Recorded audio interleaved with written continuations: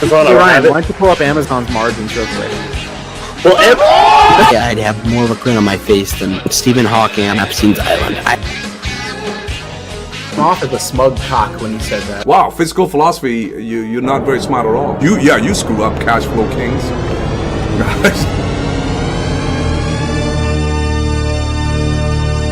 Dissector, you are an idiot. Hello, everybody. It's Saturday. It's 8 p.m. Eastern. And at Saturday, 8 p.m. Eastern, you could be doing a wide range and variety of activities. Fiscal, what are some of the activities you could be doing at Saturday, 8 p.m. Eastern that are not accretive to your lifestyle? Well, can you even hear me? That's the question. I don't think I hear you. That's for sure. You do hear me. I do hear you. It doesn't sound like the Blue Yeti, though. Gotcha. That's because the Blue Yeti is downstairs. I forgot to hook it up.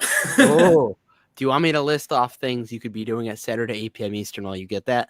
Yes. Give me like 2 minutes. I got you. Okay, I'll put you backstage.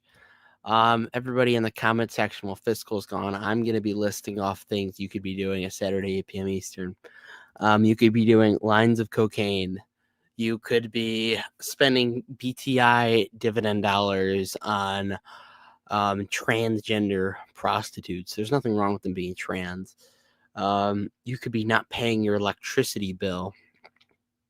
You could be dressing like a Puerto Rican hua. You could be doing ecstasy. You could be buying marijuana products that are not from High Tide. You could be, as Cabo was saying, pooping next to another man. You could be filing for bankruptcy. You could be drinking microplastics in your water because you aren't having water through metal metal water bottles. That's microplastics are definitely something you got to worry about these days. You could be in Las Vegas at a Rick's building and indulging in some of those amenities that they have to offer. You could be buying Oscar stock and making it a core holding in your portfolio. You could be saying Tesla is a buy no matter the price. You could have bought more Tesla. Fiscal, I can hear you now. That's wonderful. Okay, I have the Blue Yeti has magically appeared again. Who knows where it came from? Granny's in the wow. Oh my god. Wow. Oh. Yeah, you could be. You could be, but that's not accretive. That's something you want to be avoiding. For all genders, you don't want to be doing that.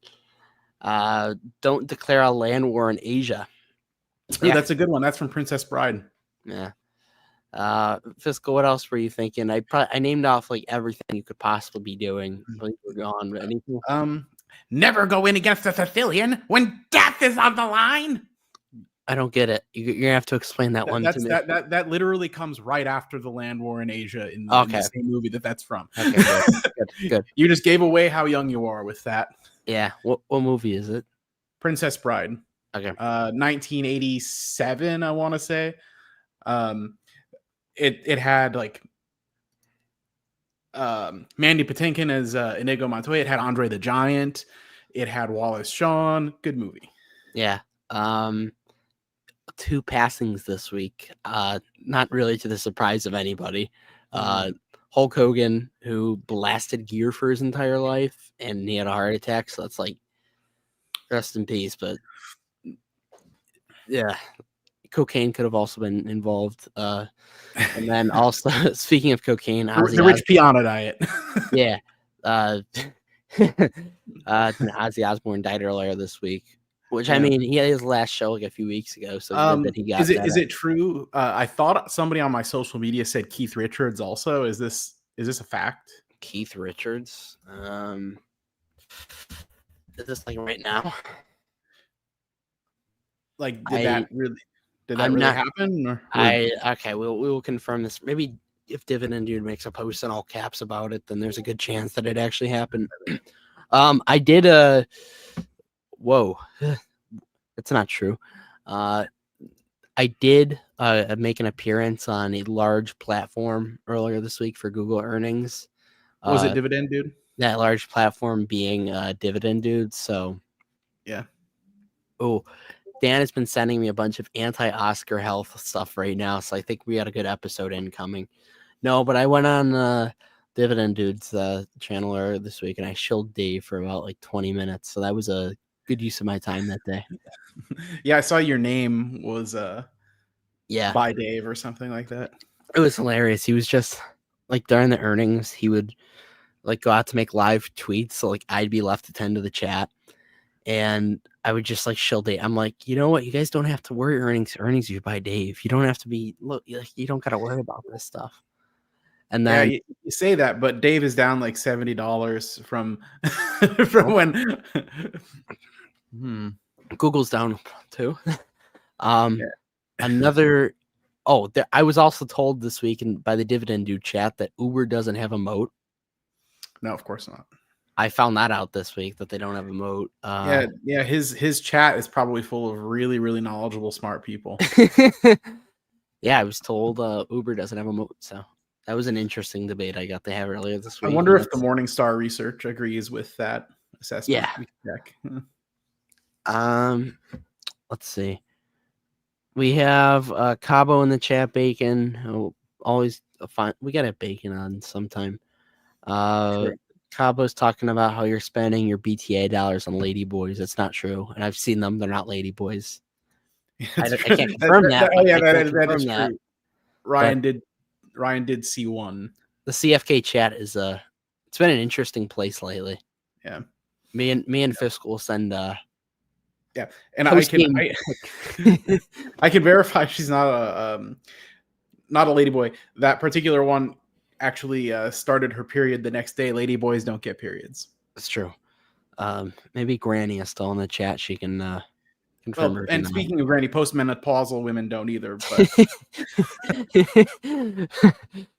But Internet Warrior Joe's in the chat. It's a good chat tonight. Here we go. It is worth the $2 a month to get your comments on the screen, and that brings me to my next point while we wait for Dan. To become a channel member, we have a RCI or Rick's like hospitality deep dive coming out Monday for you guys, so that will be fun. We're doing a pre-recorded episode next week because I'm going back to the land of Illinois, and I don't want to miss a show. Oh man, wow, it's a comment. Dangling the carrot. That's what we're calling it now. Huh? Yeah, that's inappropriate. Lots of Dividend Dude talk in the chat tonight, and unfortunately, I don't think Dan and Dividend Dude will ever be in the same room or episode again. I think that was or at least not at the same time. A one-time hit. Yeah, like I'm trying to get Dividend Dude on because I want to hear the Oscar like thesis or whatever, and he's still pretty noble with the both of us. So yeah. Once again, become a channel member, give us your money, and you can see everybody dance. I was hoping we'd get a chance to talk to him about United Healthcare, because I think their earnings are coming up this next week, if I'm not mistaken. Oh boy, that's another winner we picked. But with all that out of the way, buy the channel memberships, and Dan has the sunglasses on, so I gotta match the energy. Fiscal, do you have any shades? Or are those? I've always. All right, number one rule: always got to keep some shades and arms. This won't last long. I can't see really out of. Oh, that's fine. We got 5 minutes. Yeah, I can't really see either. I'm blind without my prescription glasses. Yeah, Dan, you are a veteran of episode 85, and a veteran of our country. Which one do you think is more prestigious? So you're saying serving in Afghanistan or debating a 19-year-old? I think it's pretty obvious. Okay, well, it's pretty obvious. We all know it. How many people get to debate somebody that's got 50,000 Twitter followers? How valid? What's that say about him that he's willing to debate me? How fake? He's a real 19-year-old. Didn't he get like kind of pressured into it though a little bit? I don't know. We can talk about anything.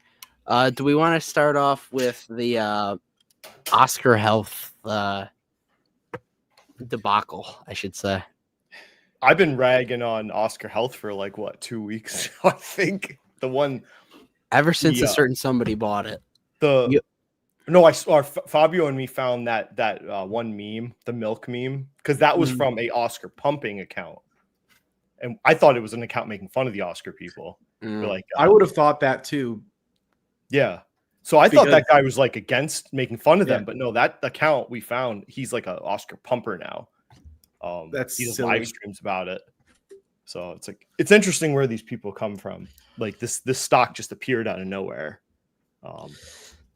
It's like a good 10 accounts that are making these posts, like pumping the same like 3 or 4 stocks. It's Mhm. interesting. Mm. Gets you Yeah. thinking a little bit. Listen, Palantir is going to be the next $20 trillion company. Bitcoin's going to be 100 trillion. Oscar's going to be 10 trillion. Just say bookmark this. Peter Lynch teaches you well to avoid the hot stocks. If anyone just listened, Yeah. right? Yeah. So Oscar Health, for any of those who don't know, it's just this healthcare company that was being pumped on Twitter by some certain influencers, some that we know, some that we don't, some that have been on the show, some that have not. Now, Oscar Health, since it has been pumped, let me take a look, see the performance exactly, because it's it's down 30% in the last month. So about when everybody started pumping, it's down about 30%. So you could figure why it may be a little troublesome for some lesser educated viewers. Their audiences are just exit liquidity, my friend. Yeah. The first thing, like anybody, when you start seeing a stock being talked about by everybody on Twitter or FinTwit, yeah, your first thought should be, "Am I the exit liquidity?" Yeah. Because you probably are, right? Like you're not finding some gem all of a You sudden. mean you're not the smart money if 10 six-figure accounts pumping it have pumped it and you're buying it like weeks later? You mean you're not the smart money in that case? Unfucking believable. I've been lied to. So I sent Strongman some stuff earlier this week about it, but basically this company is really good chance they're screwed. They are. Do you want me to get into it now, or Yeah, I because can honestly, share. Tell me just what to share. I have everything. Because honestly, like if to my understanding, just to see if my understanding of what they do is right, they sell insurance on the ACA marketplaces, which just on the surface of it, that sounds like an interesting model because it's kind of like you could see that as maybe like a gap in the market that the big players aren't as focused on. So maybe that's good. But then the big beautiful bill and all, I don't really know the particulars of how that affects them and everything. So I pumped the brakes and decided to just like wait and see what happens when I first heard about it. So for context for people, this is not a new company. This company was created after the Affordable Care Act, Obamacare, whatever you want to call it, came out like 10, 11 years ago. This company was created to sell health insurance on the marketplace that was created, right? The Affordable Care Act marketplace. They were positioned. I mean, the stock didn't do anything for a long time until subsidies started to be issued by the government. So you can look at the subsidies that were issued by the federal government, compare it to the stock performance of Oscar, and you can see the connection. This company thrives when the federal government provides subsidized tax credits to people that are buying health insurance on the marketplace, which means the government is subsidizing the cost of the health insurance for the company, which also affects the premiums you pay. So there's a direct connection there. So of course, it looks stellar when you look at its performance the last few years. If you look at the financials, there was increased fucking money from Joe Biden in some of his COVID relief bills the last few years when the Democrats were in power. They gave money away to people for health insurance because, of course, you would. Do you really think that gravy train is going to continue with a Republican Congress and president who has cut already? Let me shake my magic. Billions and hundreds of billions of health insurance money from the budget. Dan, it's saying not likely. Yeah. So again, let's go to Dividend Dude, which I didn't know originally he bought Oscar. This was before him. He's looking at past performance as I critiqued him. Again, if you look at the past performance of Oscar, it looks amazing. And then you take the past performance and you project forward, you come to crazy valuations. The truth is those subsidies are probably going to expire this year. It would take a miracle for Trump to pass those on. And like the first link I sent to Ryan has a chart that kind of shows like the premium that the government is paying for these health insurance plans on the marketplace. And it's a substantial amount of money being provided.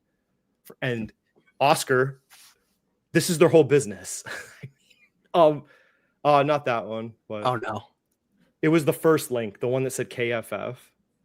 KFF. The first link. Hold up. I guess I mixed the. Oh, I got it. I didn't put them together. So Silly me.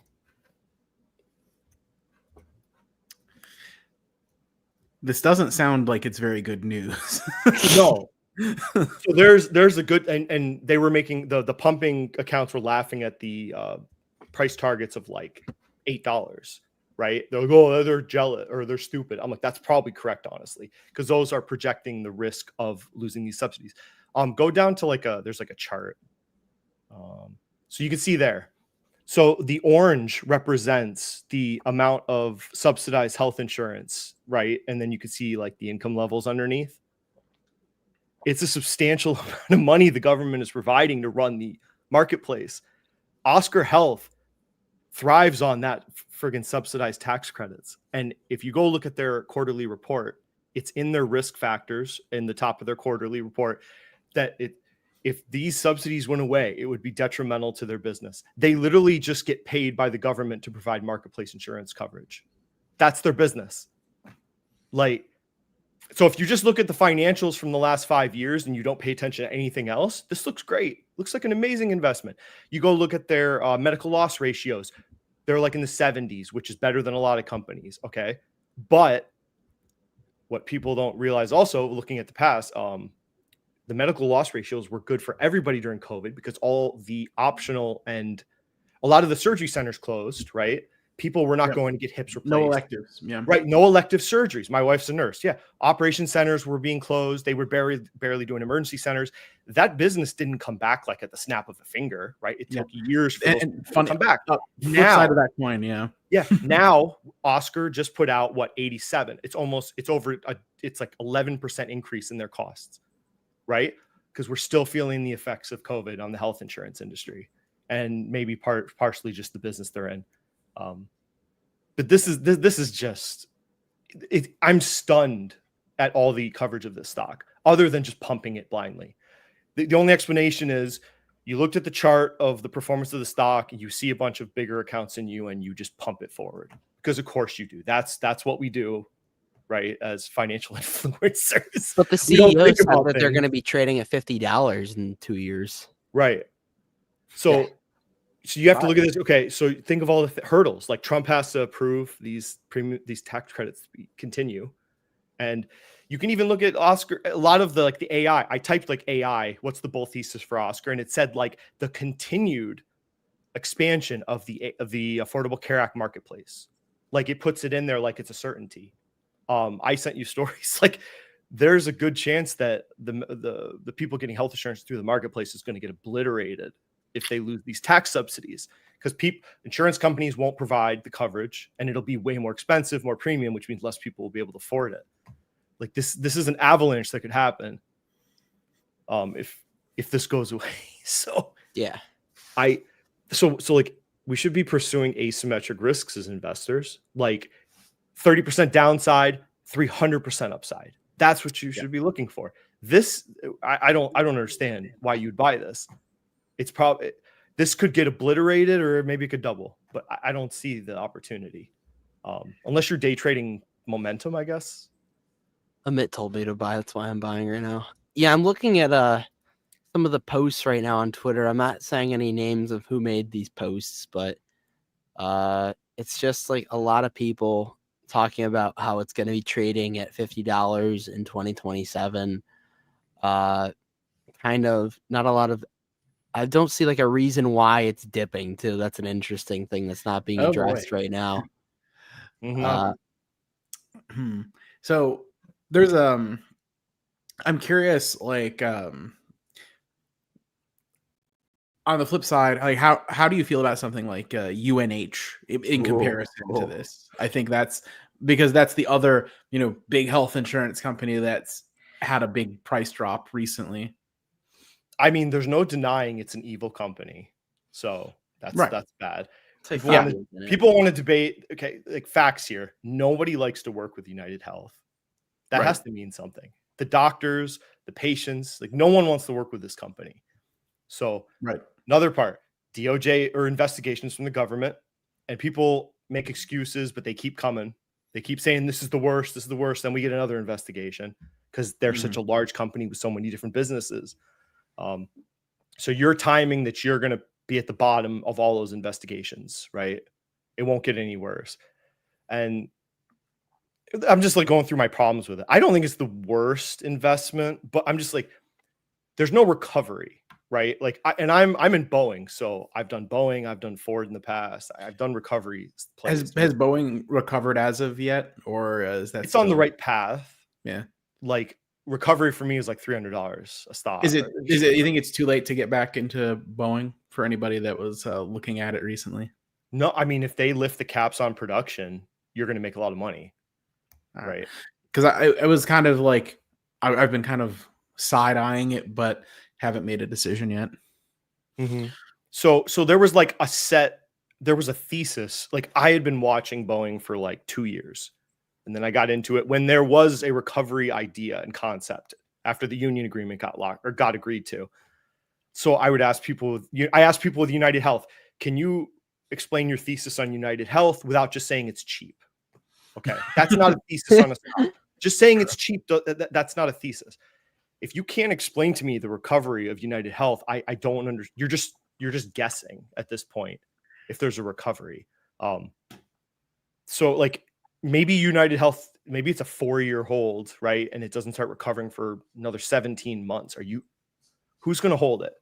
But I don't know the recovery. Like, what is the recovery thesis? I think there's a lot more pain with United Health. And I don't think people understand the pure amount of money that was taken out of the healthcare industry by the big, beautiful bill. Right? Right. Like 17 million people project to lose health insurance, $1 trillion taken out of Medicaid.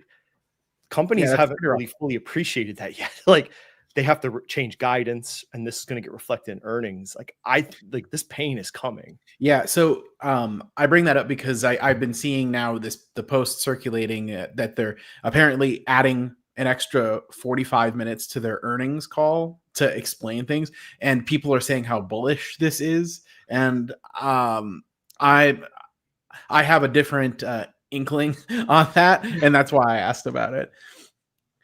I mean, you got to think, okay, what's their recovery plan? Can they squeeze more profits at their size? They already were so low margin. Cut costs maybe, or are they going to try and improve their image, better services, revise how they, approve procedures because it's so poorly looked at by the public.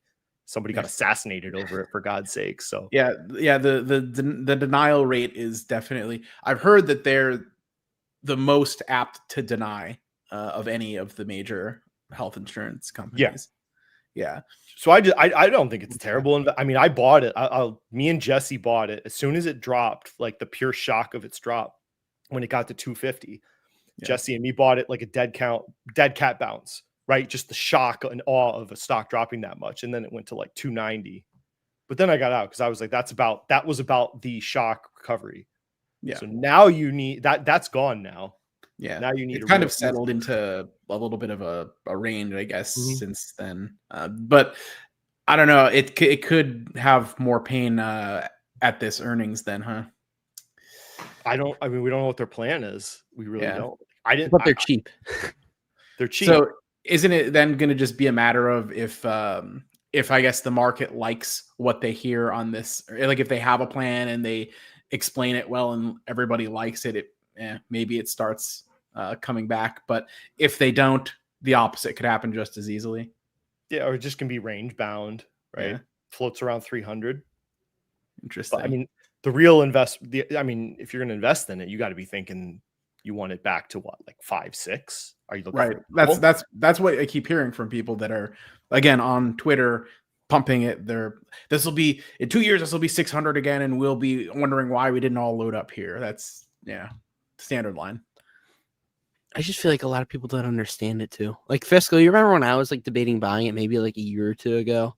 Yeah. And I'm just like, nah, I'm not. I just don't understand it. I'm happy I did that because I would have. Yeah. Well, it's very complicated. And they're not just the health insurance. They're in a lot of pies. Like they've got Optum and stuff like that. So yeah, they're in so many things. You have to take that into consideration. Yeah, you got Medicare, Medicaid, you got a PBM, you've got hospitals. Like, Jesus. Yeah, and like, you know, I've found out and been humbled by investments in healthcare companies, sort of. Oh, you know, I know that. Yeah. So it's definitely. I'll admit it's probably my least favorite industry to buy anything in. So Yeah, because you're like range bound on the profits they can generate, right? They're restricted.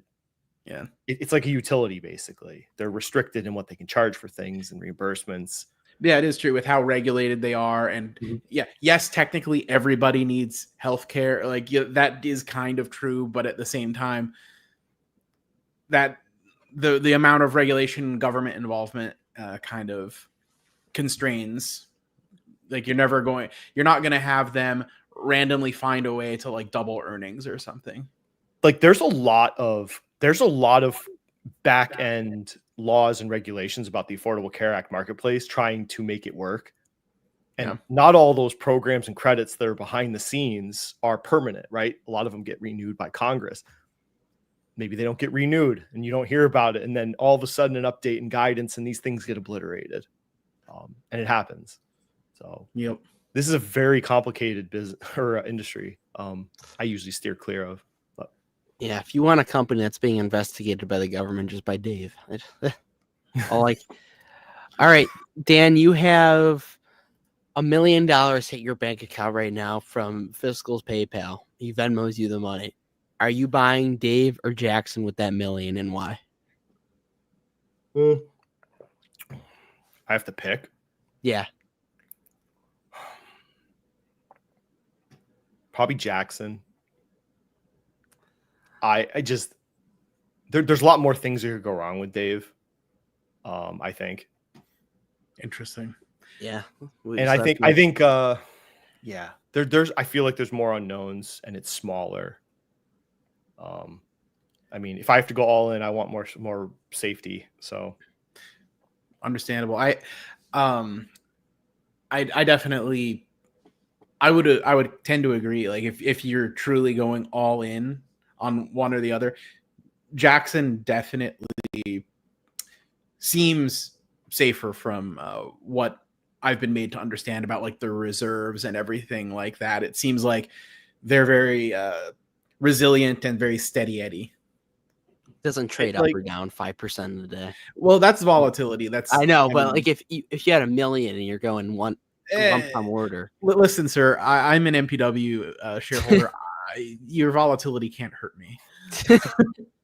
But you got like an old, boomers are retiring, which you would hope would help prop up annuities. If what's, a lot of people think the S&P might flatline for the next decade, let's say. So if the S&P starts underperforming, that would probably incentivize more annuities, right? Old people would want to get return somewhere. So it might be the more stable bet. I want to say sure for growth, but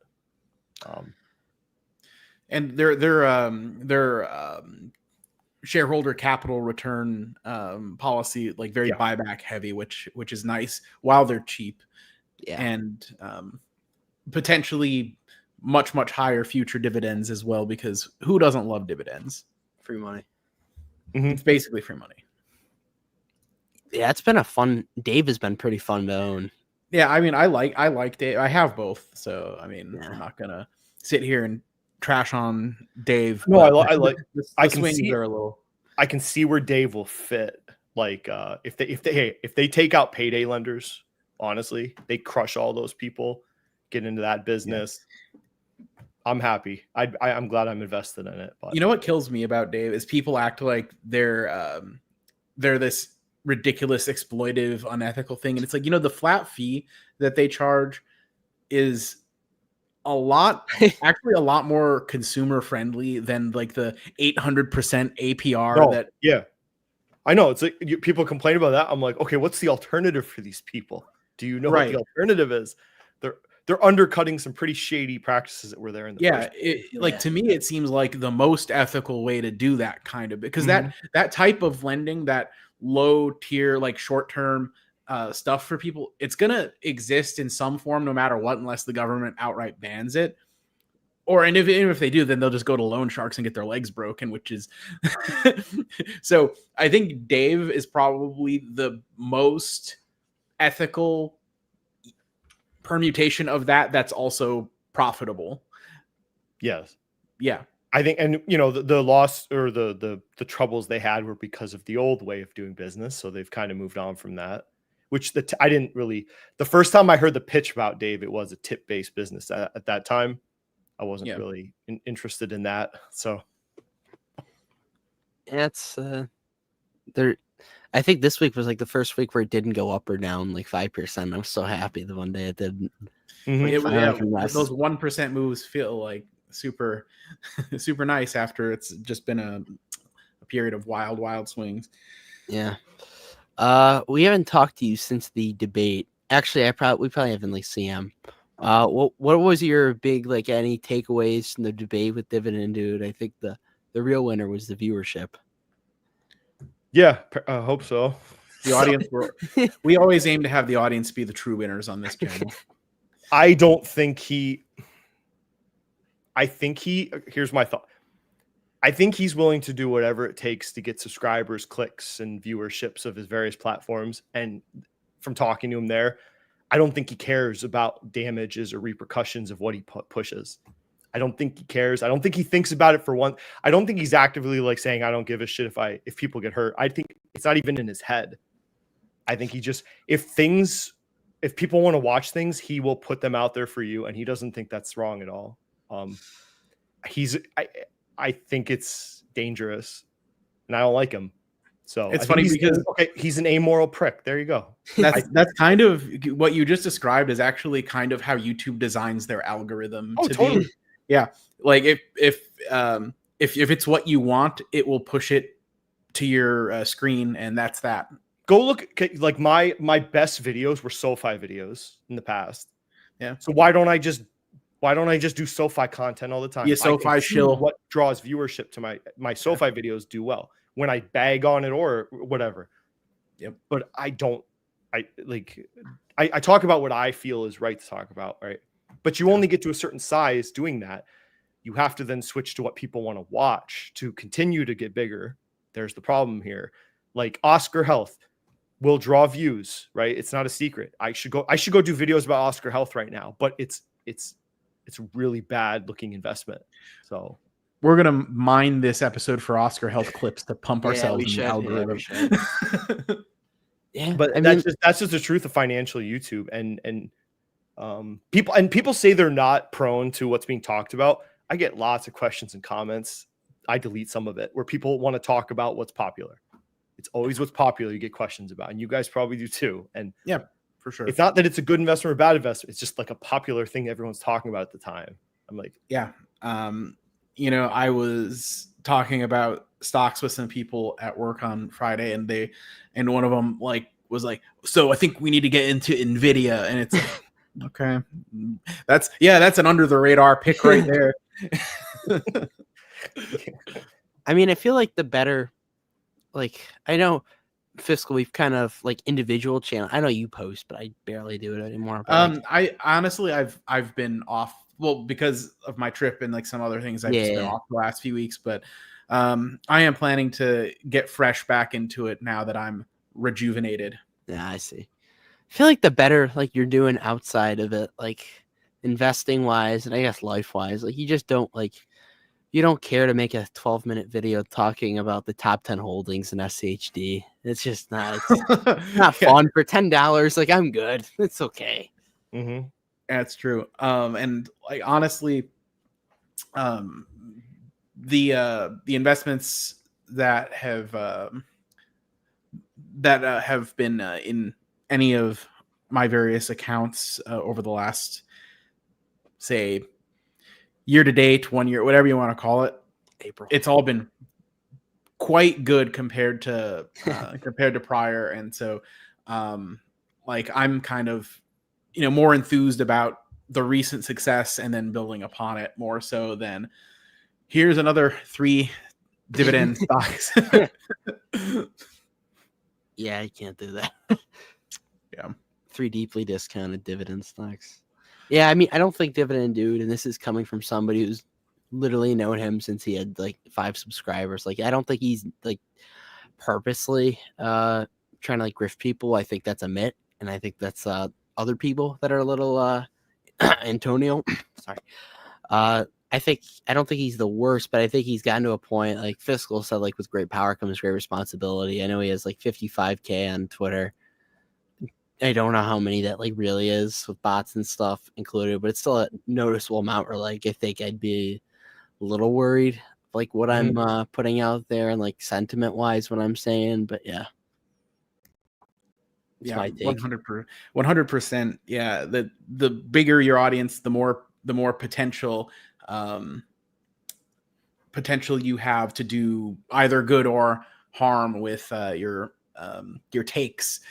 Which I think that's one of the reasons why like Jim Cramer gets so much hate, because when he has a bad take, like how many people watch Jim Cramer like across, if you count up like TV, Twitter, everything, everywhere where he is, right? Like that's the reason people I think dunk on him, because he is so out there in the public view that people are going to take him at his word on stuff. And a lot of people did get hurt when they bought like Bear Stearns or didn't sell Bear Stearns, whatever, back in the day. So like similar thing, like if you have a big audience, you should be like, even if you have a take, like be honest about what the risks are too. Don't just be like, it's a screaming buy, hit the red button, sirens, whatever. I mean, you're never going to make everyone happy. True. I don't have the best answers because sometimes investment ideas go wrong. None of us know if it comes from like a real authentic place or if you're just pumping. Only the person doing it, we can just kind of guess based on what you're saying. But I've seen Fabio get some flack lately the last few months. So some of it may be a little I wonder what about fair, but we're all human. Like, true. You can't expect somebody that's putting out daily content about finances.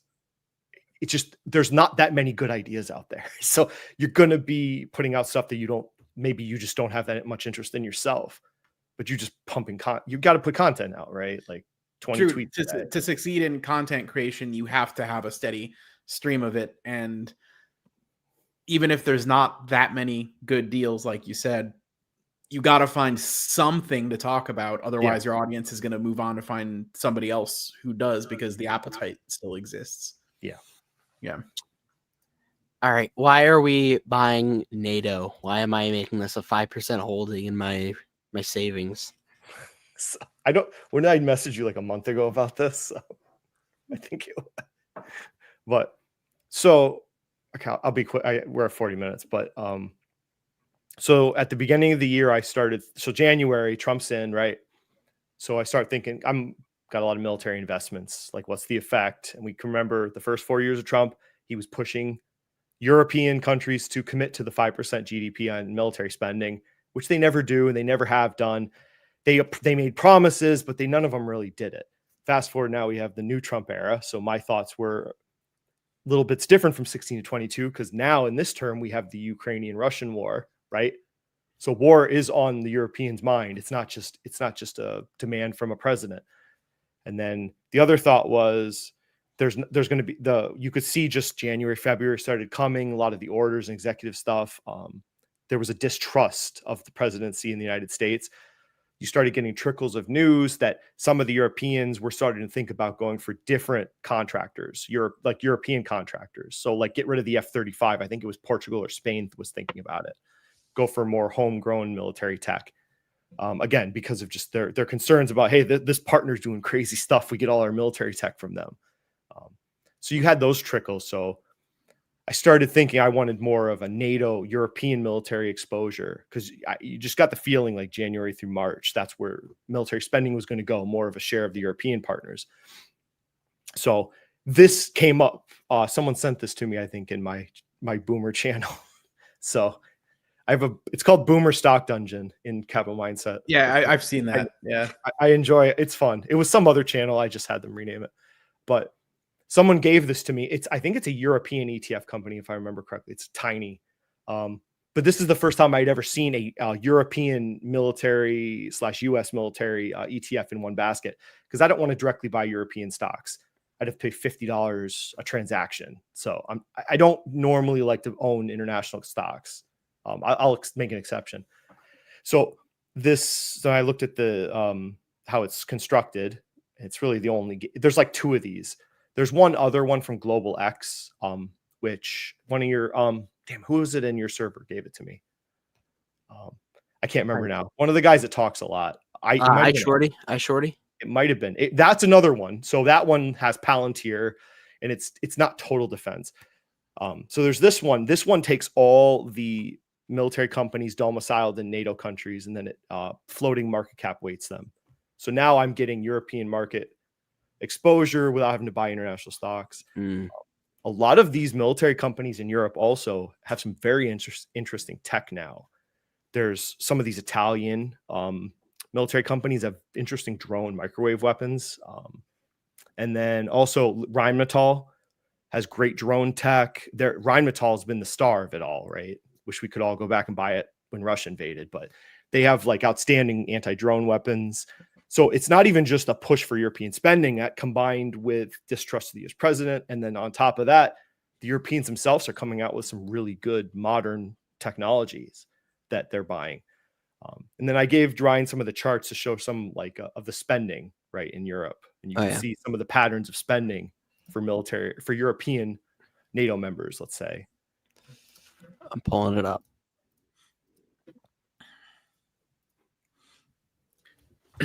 So it has both the US and Europe in there. Yeah. So you would have your like Lockheeds, your Raytheons, but also X, Y, and Z, like French, Italian, German, whatever.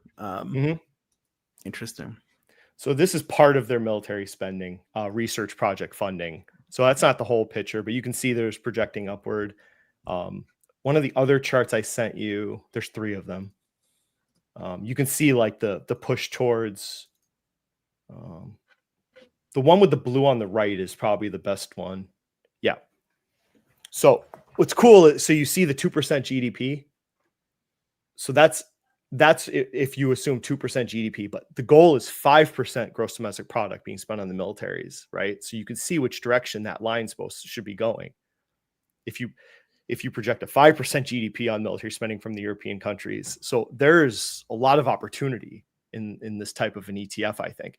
And you don't have to pick the winner, right? I'm not trying to pick the winner. I'm just trying to invest. You're investing in increased military spending in NATO because of Chinese threats, the threats of Iran, and the threats of Russia, and so forth. So I think this is a solid thesis, and it's if you want to buy them directly, then so be it. I mean, maybe some of your European watchers would have a better sense of the European military companies they want to buy. So this is a good option for US investors, I think. Yeah. It's just the performance up like 44% since ETF inceptions at normal. Are we pulling a Dave here and buying it? When was inception? It was October of 2024. So less than a year. Yeah. I mean, that's pretty good. Okay. I don't know the reweighting offhand, so it's going to get rebalanced at some point. So it's free floating market cap weighted, and then they have caps on the top holdings. They can't be more than, I think it was 8%.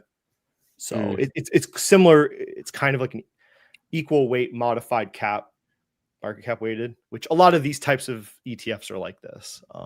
It's not that unusual because you might have one player that's just so much bigger than all the others. You don't want to be like, right. I think in this case, it would probably be something like Lockheed would be so disproportionately big that they have to cap it. Otherwise it's going to be like 40% Lockheed and then like 60% a mix of 100 other companies.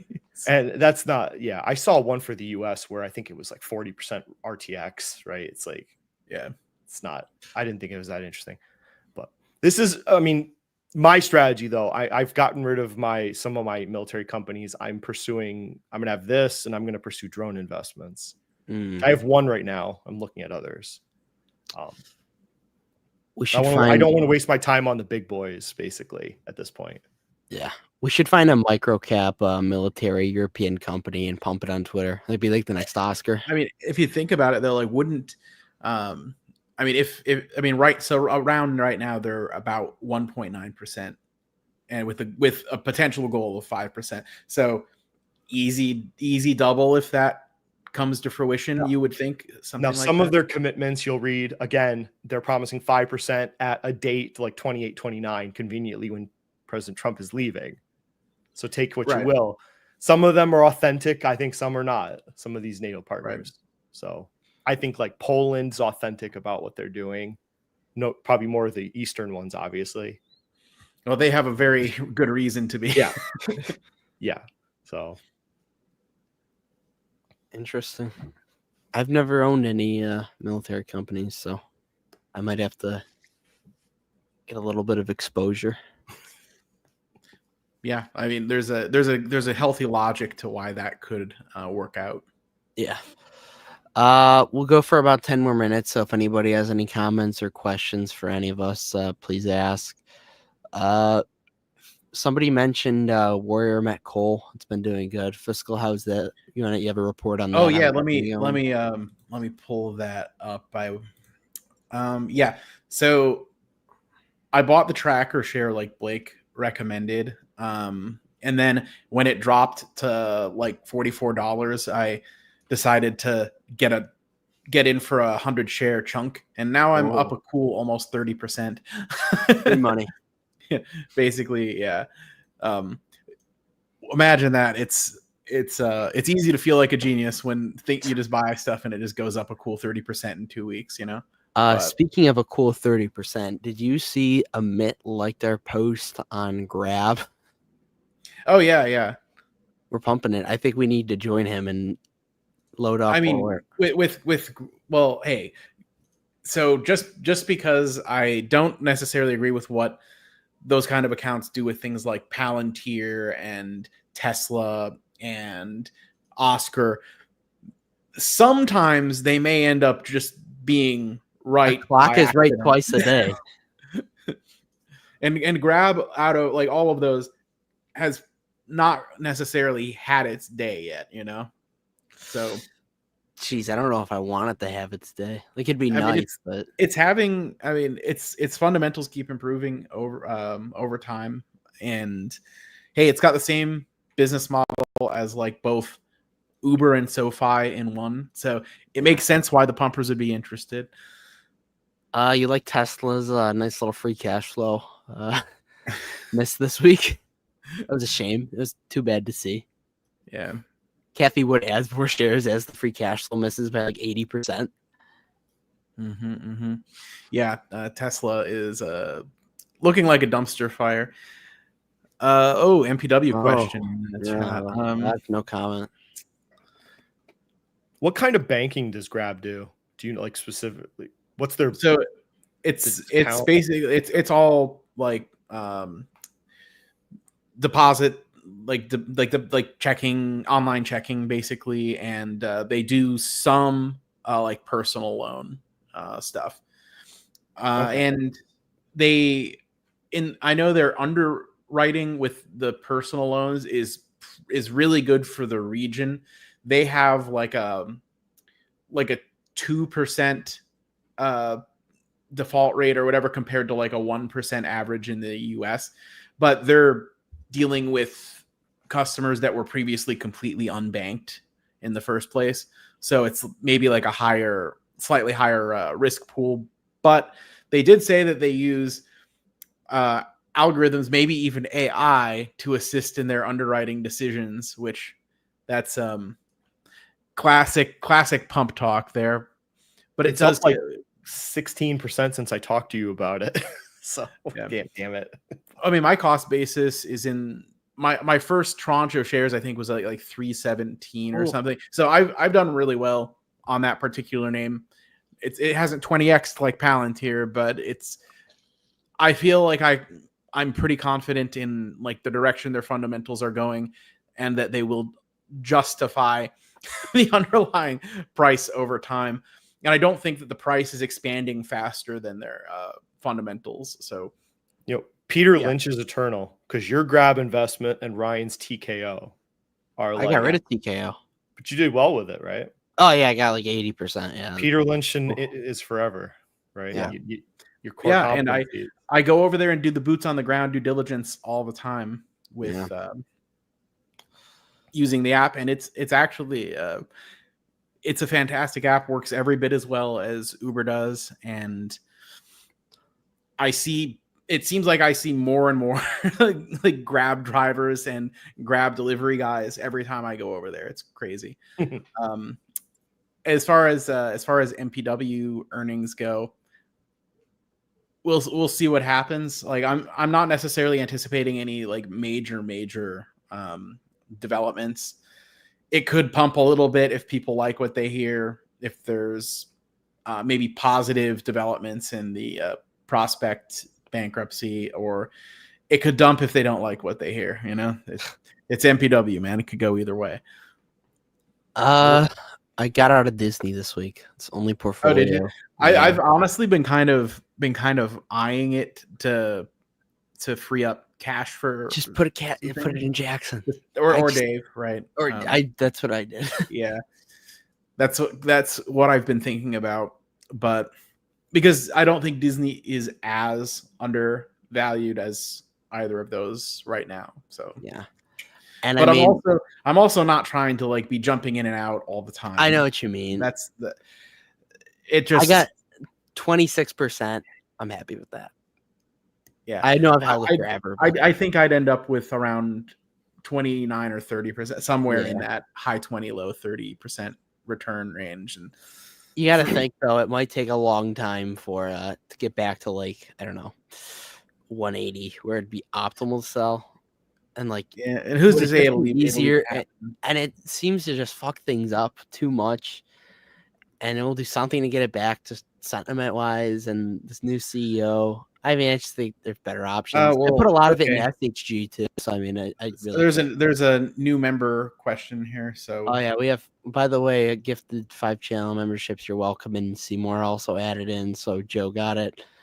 Do you guys think SHD will rotate out of healthcare? I don't think that's something that they'll do. No, because they're in 100 stocks, and there's like a last time I read the prospectus or whatever, like there's a certain formula that they apply, and I'm pretty sure some healthcare companies are going to end up being a part of that formula.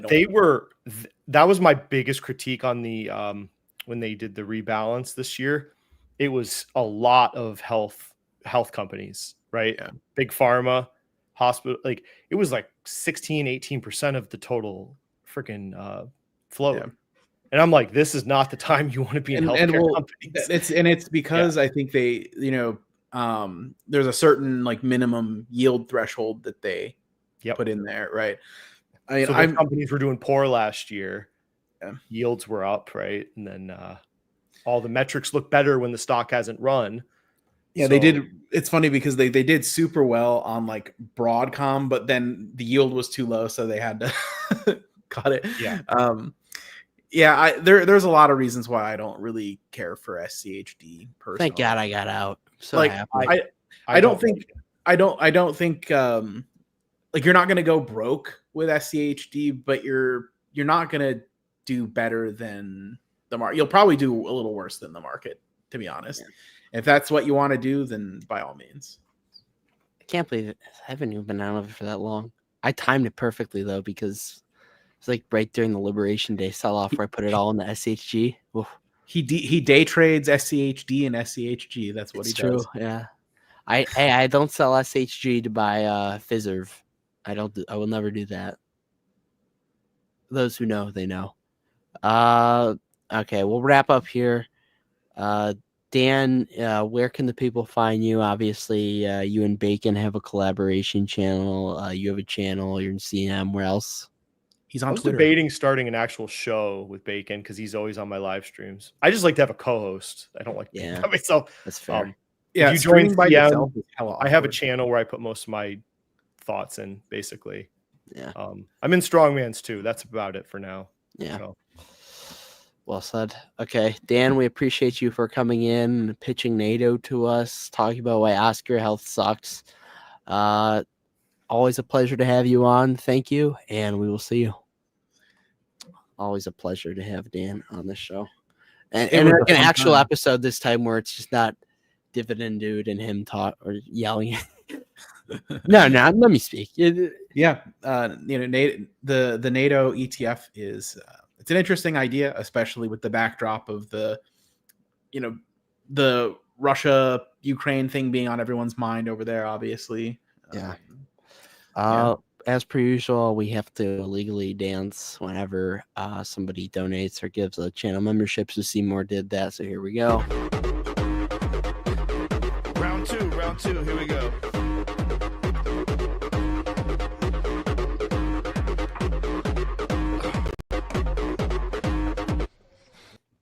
Do me a favor. Thank you very much to Seymour Duck once again for the financial support.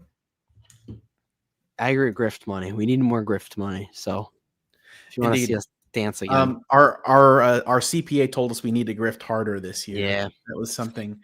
That's by the way, we'll pump him. That's Strongman Personal Finance. very the affordable.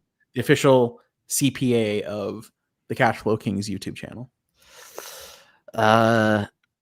Let's see. New Dividend Dude tweet. The amount of people that are getting into yield max investments is disturbing. People are in for a rude awakening. If something looks too good to be true, it probably is. I agree. That you said that's a Dividend Dude tweet. That's a Dividend Dude tweet, a new one. A new one. Well, I mean, hey, actually, there was a whole tweet somebody made, like trying to dunk on him because he made a post about some investments he likes and then some he would never touch. And I saw that. Yeah, and I was actually like, I got sidetracked. But I was starting to like formulate a response to it. I'll just give the response on here, and this will be a good. I'll pull clip up the tweet. to Yeah, for us to put out because this is actually, I think, and hopefully Double D's appreciates this because this is actually in defense of him. I'll wait until you've got the tweet up. So I'm pulling it up. I got it. Let's stock James, who does follow us and has engaged.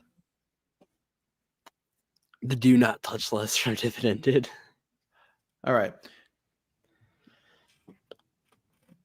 When your stocks are on Dividend Dude's do not touch list, you get more bullish. Thank you, Dividend Dude. And what are the stocks? They're Palantir, Tesla, and MicroStrategy. Well, I'm tempted to say in this instance, on those three stocks being ones I wouldn't touch at today's prices, I 100% agree with Dividend Dude. And honestly, the implication there is that he's always like that implies that he's like always wrong basically on stocks that he's either for or against, right? Yeah, it's not always wrong. And no, like very far from it. Like I just like offhand, I know I don't think he's in Paycom anymore, but I think he sold it at a pretty big gain. I think the same is true for Crocs, right? I think probably on Amazon and Google in time he will be, he'll do well on those. I know he was buying when everybody was saying at like 140 when everyone was saying Google was dead, and it's up what like 20 something percent since then or more, 30%. So honestly, it seems like just like anyone who has a lot of takes, there are some that are hits and maybe some that are misses. Like I definitely, and I don't think I agree that Oscar is something to be getting into right now. So for example, I don't even know if he's in SoFi. I think he just threw that one in there because people like that growth for some reason. Yeah. And IPOs I also stay away from. So there's some stuff on his list I disagree with, but I think a lot of the ones he has that I know that he's purchased in the past, he's done well on. And the ones for the most part that he has listed in the foundational are probably pretty good. UNH probably at some point in the future will eventually recover, but not as fast as people want it to. Taiwan Semi TSM, that's done really well in recent years.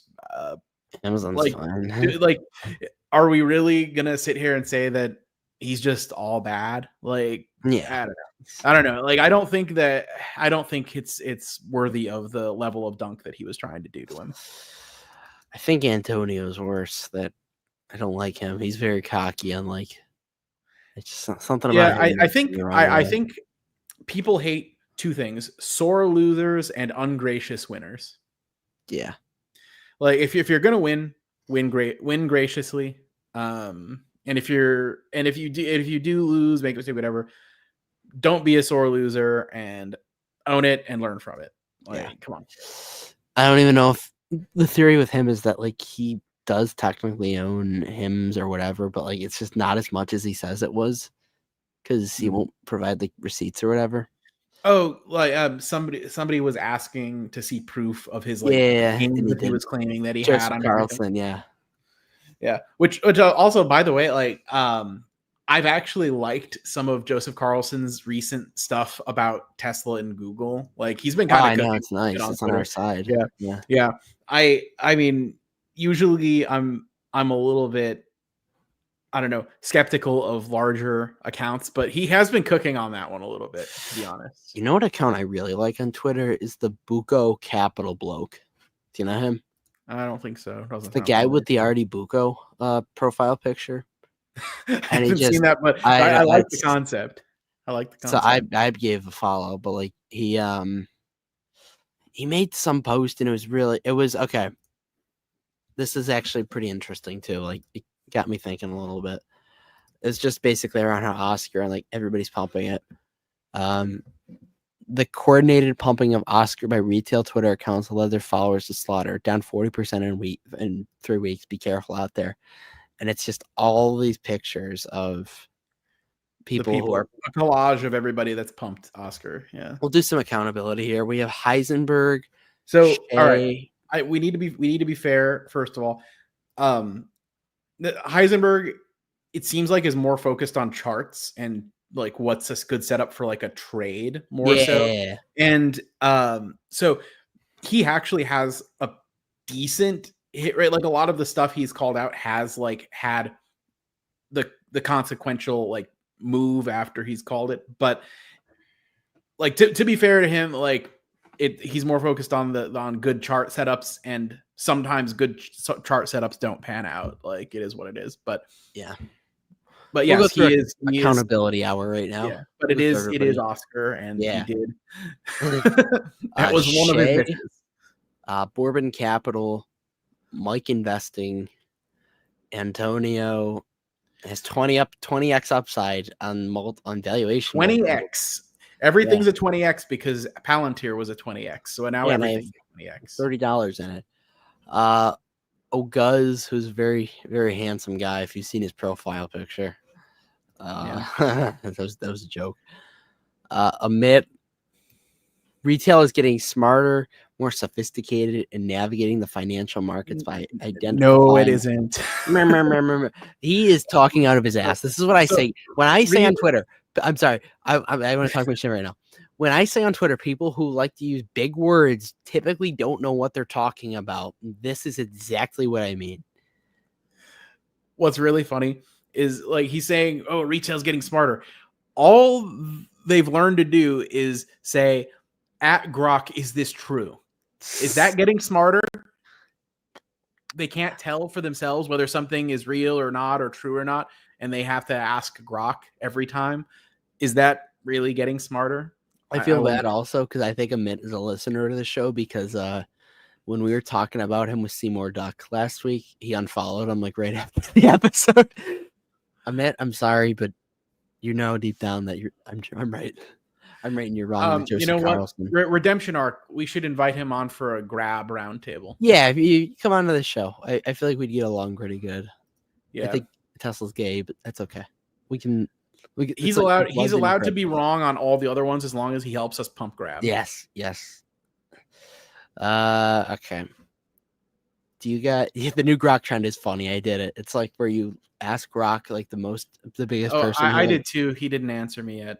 Ours was Dividenology and Dividend Dude. And those are our top two. Yeah.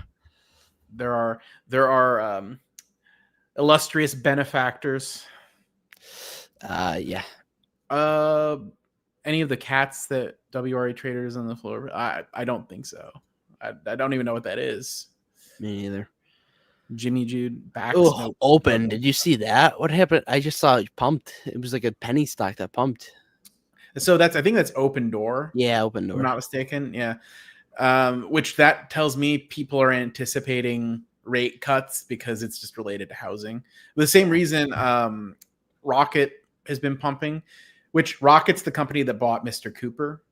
And I have Mr. Cooper shares that are going to turn into 11 Rocket shares each. But I keep almost getting the shares called away from me because every month I sell a new covered call $10 higher. And it keeps almost going. So like I'm making all this money on Mr. Cooper, though. It's crazy. Not the first time a Coop has made money. Oh my! Dividend Dude came in like 10 minutes after we were defending his name. Dividend Dude, go scroll back like 10 minutes. We were defending your tweets. We were putting in a good word for you. True. I'm sorry. That's funny by Capo. That is funny. Yeah, I don't know if I have any other thoughts. The chat's very lively. Oh, so Dividend Dude did want us to talk about Google earnings. So I thought it was good. So all right, I've got in the account where I've got Google, I've got 160 common shares and one Leaps contract expiring September 2026. So I'm very happy with the results as far as how Google, the business, is performing.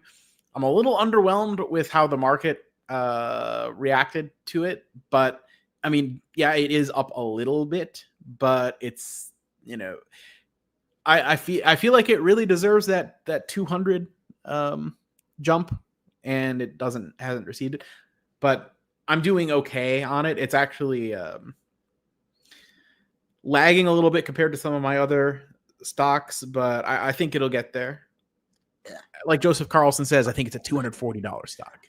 Okay, I am shocked how AMC Theaters is still in business.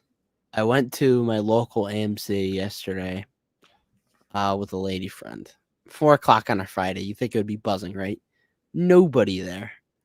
Yeah. Probably off topic, but probably it was the worst movie I've seen in my entire life. It was horrible. What was the movie? Name and shame. It was the summer. I Know What You Did Last Summer. Oh, I remember when the original I Know What You Did Last Summer came out, because I'm an old person. It was horrible. Like, it was, the production was, it was just, oh, thank God. Yeah. Oh, it was rough. Yeah.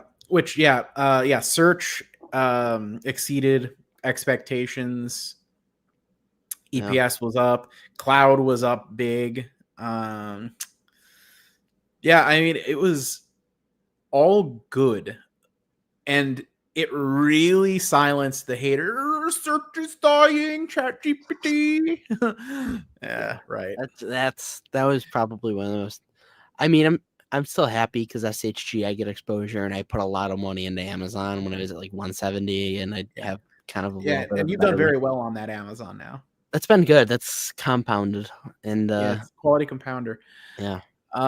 So yeah, but I do think Google really is worth a lot more than what it's trading for right now, and I do think that this earnings kind of validates that. Yeah. Because what was keeping it down? This narrative that search is gonna slowly or maybe quickly erode away. Yet it's growing faster than it was the previous quarter. It's like okay. Finance guy also turned 30 years old this week. So happy birthday. Oh, so he and I are now members of the same decade. Yeah, who's laughing now? Yeah, who's laughing now? Yeah, it's all fun and games until you're gonna need Hims products to get it up. So Fiscal does not need that, everybody. It's It's low tests finance guy. The- I can't say his name for legal reasons.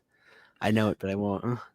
They, it's funny when you're overseas, like the second you leave the building that you're staying in, there are guys that are literally gonna just like pull out like boxes of Cialis and Viagra and just try to sell them to you on the street in the Philippines. It's a horny place to live. They literally they're like, you need this, give you more powerful boom boom. It's a whole That is their it's a whole economic cycle. It's the Philippines market cycle. You buy Viagra, the money you have a sunken cost already. Then you got to buy money on a hua, and well, here's the thing with that. It's probably fake, and you don't know what's actually in it. Fentanyl Viagra. Like it says, like on the packages, it says Viagra, it says Cialis, but I have no idea if that's legit because they also sell like fake Nikes and fake iPhones. Yeah, and it's like, I'm not gonna ingest something that some shady guy is like trying to like get me to buy right outside the hotel or the condo or whatever. Come on, yeah, it's not smart. And even if it is real, I'm afraid of getting an erection lasting longer than 4 hours, ladies and gentlemen. It's after 9 p.m., so I can say that. Yeah, that's something we don't. How weird would that be having to go to the ER in another country for one of those? Yeah, it's especially in the Philippines. Blake, they know why I'm there. Listen, I literally just tell them, don't need it. I'm good. I'm set on Boom Boom. Okay. That's insane. I'm all good. I'm all set. Honestly, like I feel like the ladies there, like you could be like 80 and practically dead, and they could get you going. Like you don't need the extra help for reals. I'd like to go to the They're very good sometime. When you get the condo, I'm going out. When you get the condo, all right, you'll rent it from me on Airbnb, full circle. Well, I'm not paying the fee. I'll do it direct, but I'm not. I'll give you a discount. Okay, I'm not paying that fee though. B&B won't get my support. Yeah, I'll give you a discount, friends and family. Yeah. What did ACB do this before we hop out of here? Because there was a real CFK effect this week. Beater, as everybody knows, pitched ACB and it's up like 7%. It was up 11% this week, so you're all welcome for. We should have bought some and timed it. That would have been like a year's return, but yeah, that was. I mean, it's done well. The momentum seems to be pretty positive over the last little bit here. High Tide has not had great momentum. That's negative momentum. Yeah, I mean that's definitely true. It's kind of been staying in a bit of a range, which is crazy because it was 341 at the beginning of the year. Yeah, I remember. Yeah, on January 3rd, it hit 341. But remember in April when it hit a low of 173? If we had loaded up then, we'd be very happy. Okay. Right, to be fair, we were putting money in Amazon very fast then. Yeah. I don't think Amazon, Google, et cetera, et cetera. I think I added some TSSI at that point. And that was like, I mean, like well there was so much other stuff like that was on like really attractive sales where it was like, I'm still making money on what I have left in TSSI because I'm selling covered calls and the premium is like ridiculous. It's great. I love it. Yeah, we talked about that last week. Yeah, that's true.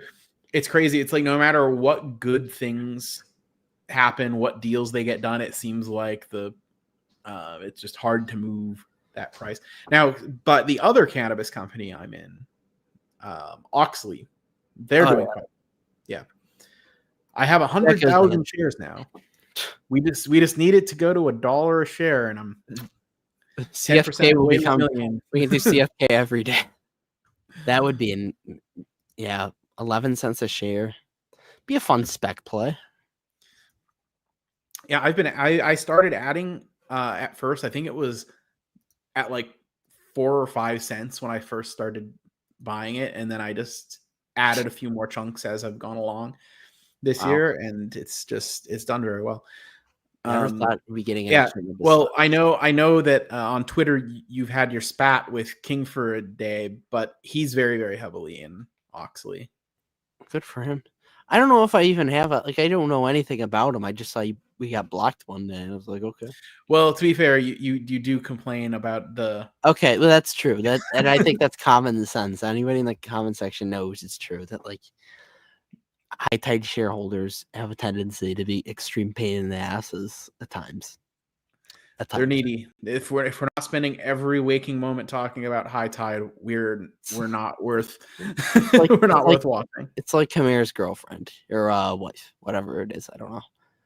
She needed Louis bag. I said you can't do this anymore, baby girl. What else? So done well on the Warrior Met Cole. Oh, are you in IDN at all? No. That was Stabulo left that one to get into Dave. Yeah, I couldn't. I think Dave and Jackson are my two that I'm still in IDN. I've got a bunch. Nice. It's just been sitting there. It hasn't really done anything, unfortunately. Nothing wrong Oh, with that. also PayPal earnings this week. Oh yeah, I don't even know what to think. Their CEO is pretty goated. He has Fabio's seal of approval as well. So I feel like, yeah. And I've got shares and leaps.